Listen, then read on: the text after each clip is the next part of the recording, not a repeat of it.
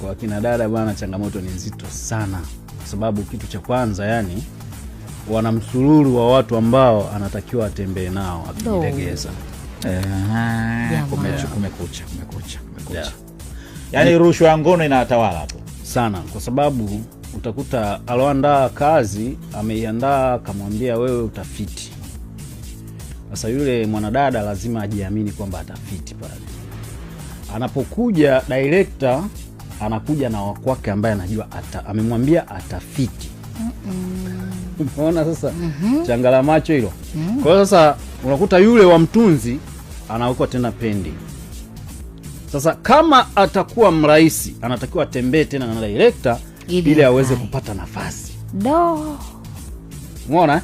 Kumekucha. Ya, sasa hapo wamekuja watu wangapi? Wawili ambao nimewataja hapo. Mtunzi na director. Akija sasa cast manager watatu huyo.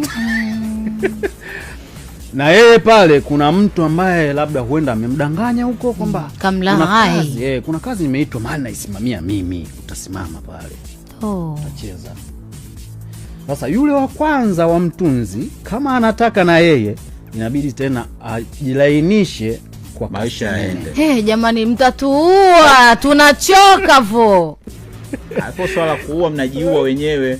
Wenyewe. Kwani lazima utoke. Au utokee kwenye movie hiyo. Umeona huyu muda ukifika utaitwa bwana. Kabisa. Kwa hiyo mlolongo ule unakuwa ni mrefu sana.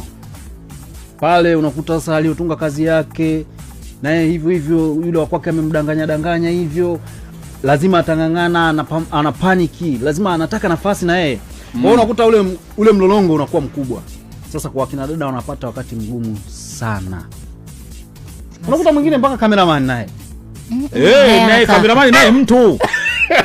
Naye yumo. Cameraman tena naye. Usikute mpaka mshikabumu. Hapa kwa foleni tena. Lakini kwenye hizo changamoto kuna wengine wanazikwepa. Wapo. Wanaepuka. Wanaokwepa ndio wanaochelewa kutoka hao. Kwa hiyo kuna mtu kaboba mniache.